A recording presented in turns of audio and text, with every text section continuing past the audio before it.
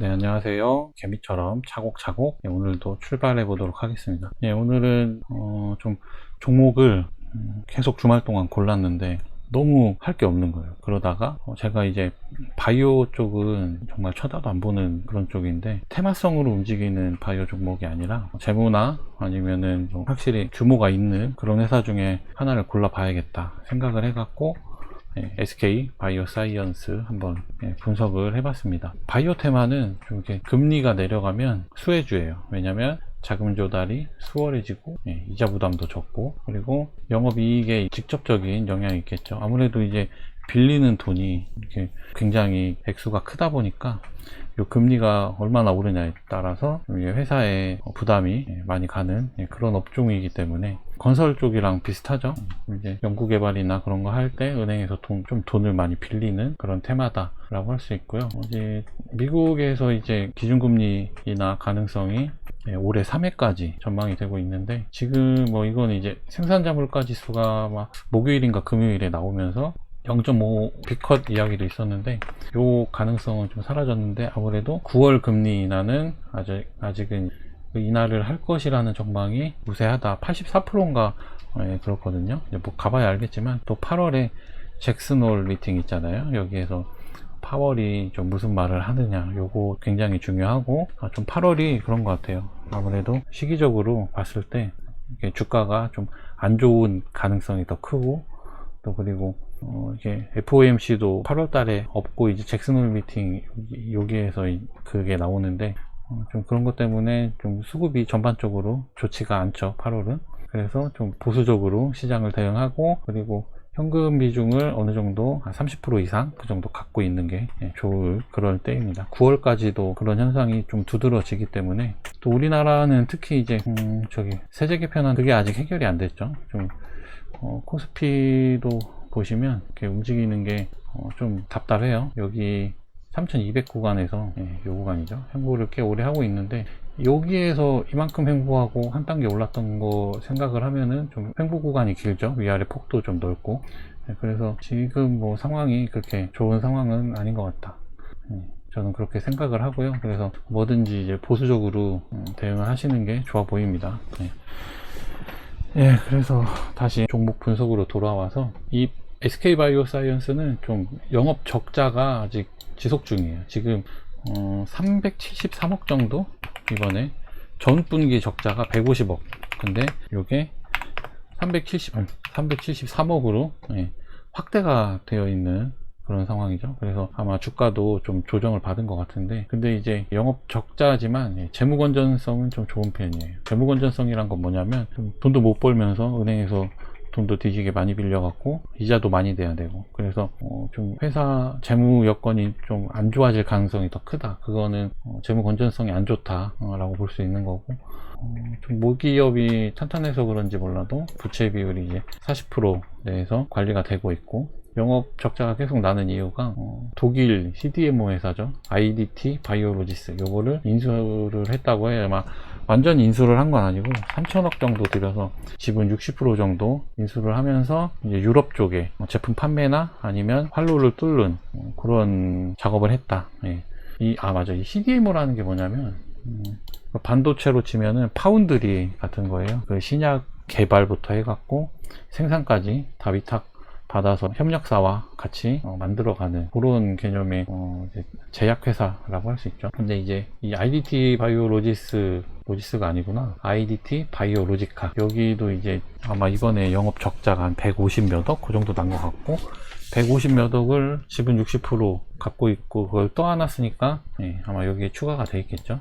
그래서 적자폭이 더 커져 있다. 이 적자라는 게 왜 났냐 정리를 해보면, 지금 금리가 높으니까 금리 이자 내는 거, 그리고 이런 거 회사 인수를 하면서 좀 적자폭이 커졌고, 근데 이제 R&D 쪽에도 아마 파이프라인도 강화하고 그런 쪽에 이제 자금이 조금 더 투입이 되고 있다. 좀 회사에서는 중장기적인 전망을 가지고 자금 투입을 하고 있다. 이렇게 해석을 하면 될 것 같고요. 그리고 이제 SK바이오로지스는 앞에 보면 여기 이렇게 한번 주가가 상장하자마자 크게 한번 점프를 했었죠. 이때가 언제냐면 코로나 팬데믹 기간 때, 그때 이제 아스트라제네카 그리고 노바백스 이쪽에서 백신 받아갖고 위탁 생산하면서 그때 이제 주가가 한번 크게 올랐고요.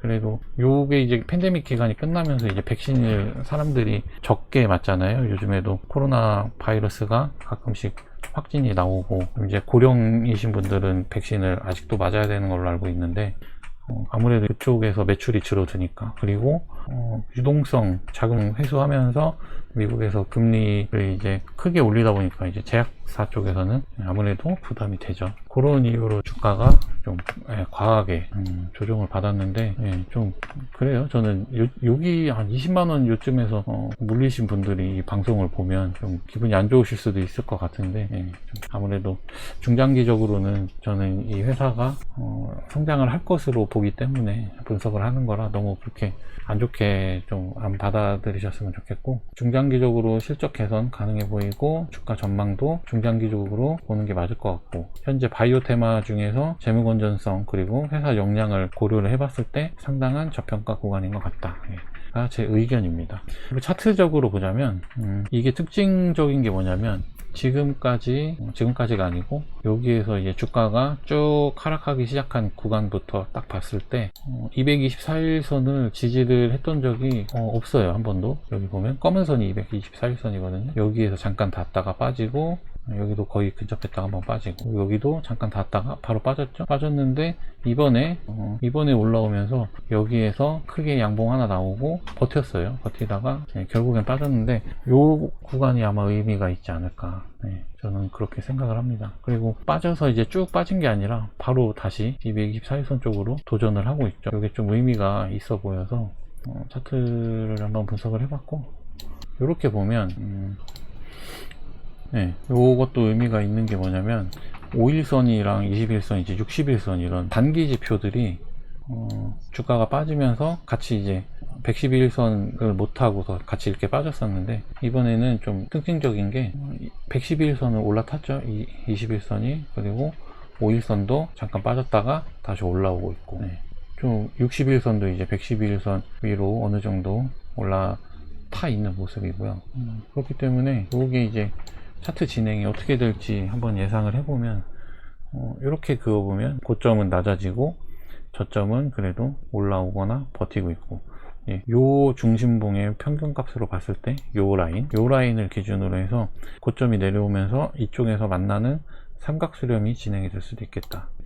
그리고 요 삼각수렴이 진행이 된다 싶으면은 요 끝에쯤에 한번 접근을 해봐도 괜찮을 것 같고요. 그리고 한 번은 이제 좀 지켜보는 거죠. 224일선 요 라인을 확실히 올라타느냐, 여기처럼 올라타는지 보고, 아니면은 224일선 뚫고 양봉이 크게 한번 나왔을 때 요거의 눌림목을 공략해주는 그런 전략, 이렇게 두 가지 전략으로 접근을 해볼 수가 있겠고, 좀 이제 손절가는 이제 43,350원이나 아니면 4만원 초반대 44,450원 여기거든요. 여기 요 라인 이탈하면은 손절한다, 손절가 잡고 접근을 하면은 좀 좋은 가능성이 있지 않을까, 그렇게 생각을 합니다. 바이오 테마가 보시면은 좀 하락할 때도 이렇게 무섭게 하락을 하고, 올라갈 때는 또 굉장히 세게 올라가는 그런 경향이 있거든요. 저는 이제 SK라는 그룹을 그렇게 좋게 생각은 안 하지만,